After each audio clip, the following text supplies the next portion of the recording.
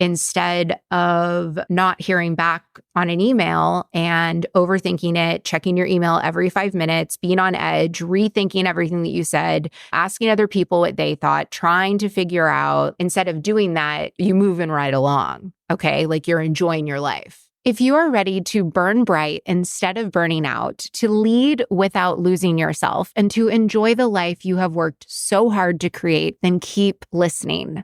I'm your host, America's leader on rewiring perfectionism, CLG, and this is Perfectionism Rewired, the podcast. Welcome to Perfectionism Rewired. Today we are talking about outsourcing, why it is ineffective for perfectionists. We're going to start with a story. This is a story of vintage CLG. So going to the pharmacy for the first 30 plus years of my life used to have me deeply relating to the women on Snapped. I would think to myself, this is the reason why the show Snapped exists.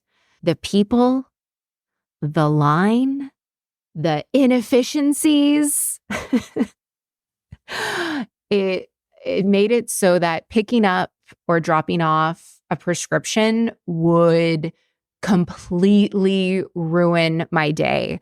I would have anticipatory anxiety before I went there, while I was there, and then after it, especially if I forgot to look inside the bags and confirm that the kid's medication was correct. And so that would add fuel to the fire because you messed up and you had an ADHD moment. Now you have to go back there and it's going to be even worse. And they're going to be thinking this and, just all of this super toxic thinking and behaviors around the experience of going to the pharmacy.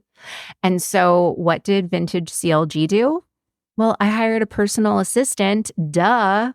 Problem solved, right? At that point, I had outsourced putting gas in the car, cooking, cleaning, doing my hair.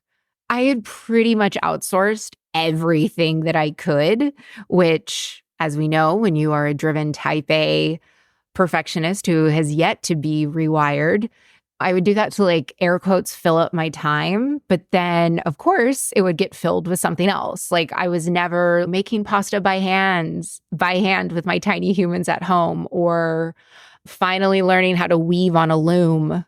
That wasn't happening. I had a personal assistant who was on it for the pharmacy, except guess what happened? I was still freaking the F out inside when other things didn't go to the expectations that I had, or the ideal that I had in my mind, or the way that I can clearly see how it can go so much better.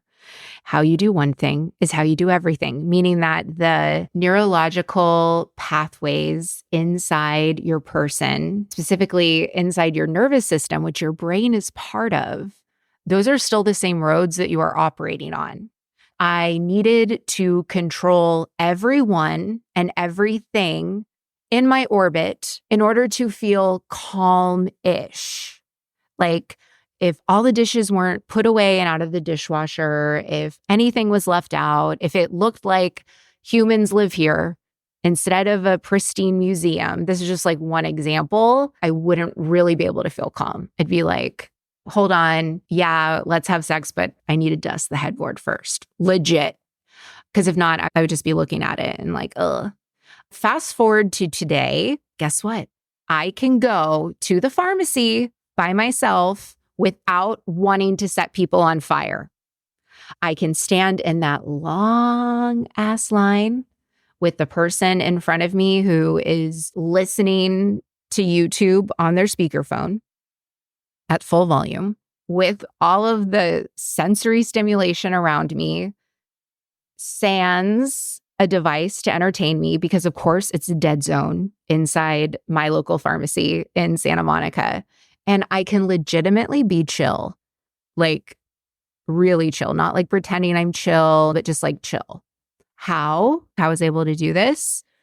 Drugs. Just kidding. No, it's because I developed my epic skills, my embodied present interoceptive connection skills, which is just a fancy way of saying I am attuned to and present with myself in the moment and like my body, so that I'm not already at like 90% overwhelmed when I go places. I do the things that seem totally unrelated that put me back in my resilient zone, like drinking water, clothes I feel confident and comfortable in and aren't cutting off my circulation in any way. And when I do have those many, many, many, many moments throughout the day of emotions, I don't trash compact them. I don't just push them down inside of me. I work through them. Processing your emotions is not a 4-hour thing. It can be less than a 4-minute thing.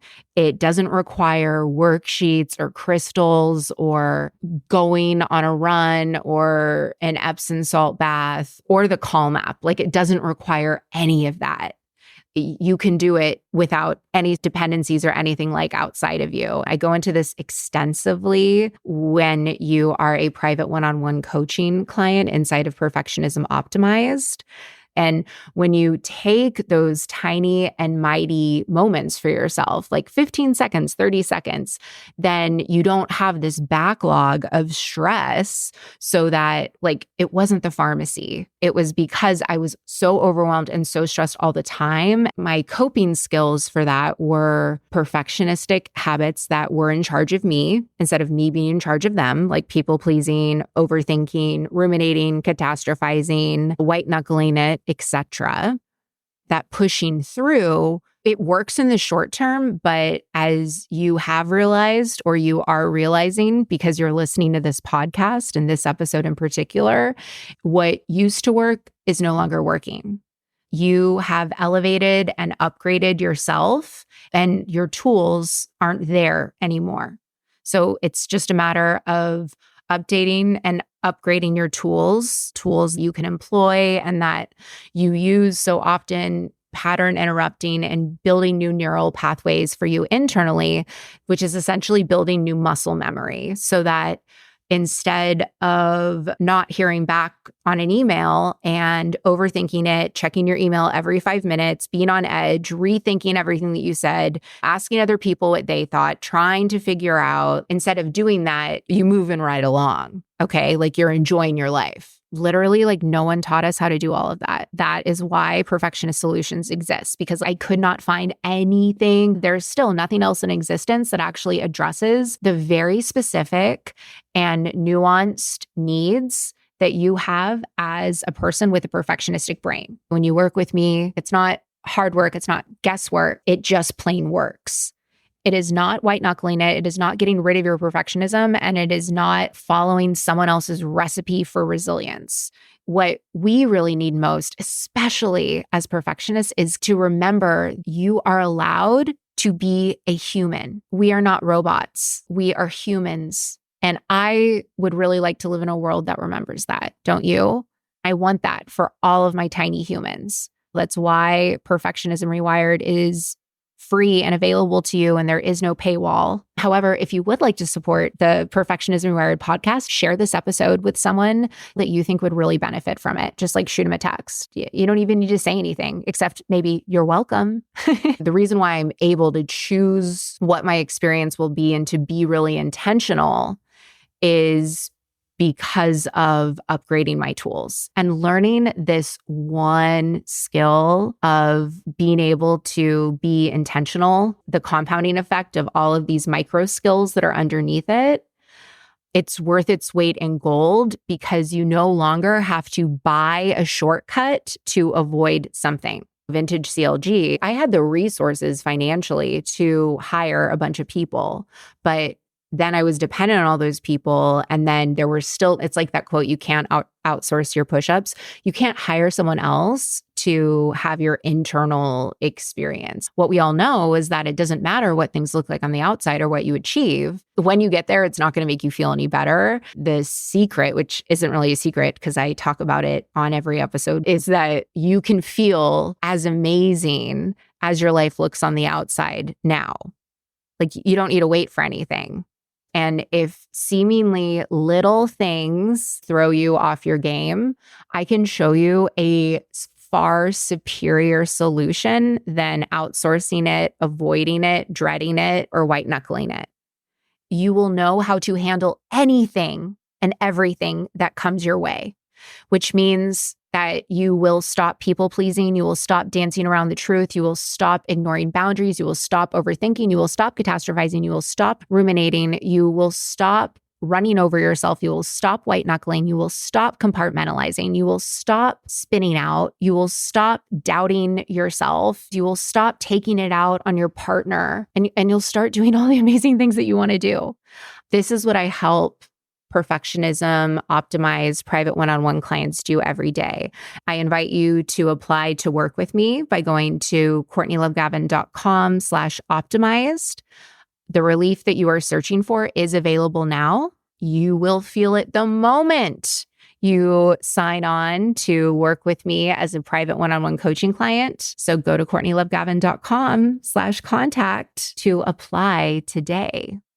Listen up. Taking charge of your perfectionism is so much easier than you have been led to believe. Whether you want to stop playing out worst case scenarios in your head or be joyfully present, ambitious again, you don't need more rigid rules, guesswork, or hard work in perfectionism recovery. You need a framework that helps you understand and, most importantly, rewire your perfectionistic habits from the inside out. It starts inside of Perfectionism Optimized. Besides the obvious mental health and wellness benefits, rewiring your perfectionism is the fastest way to figure out what's really underneath your perfectionistic patterns. This radically different, proven, proprietary approach helps you succeed by dropping the contempt and judgment that blocks change. Discover how to trust yourself, take control of your world, and feel truly empowered to own your perfectionism instead of being owned by it. Head on over to CourtneyLoveGavin.com and start your transformation today.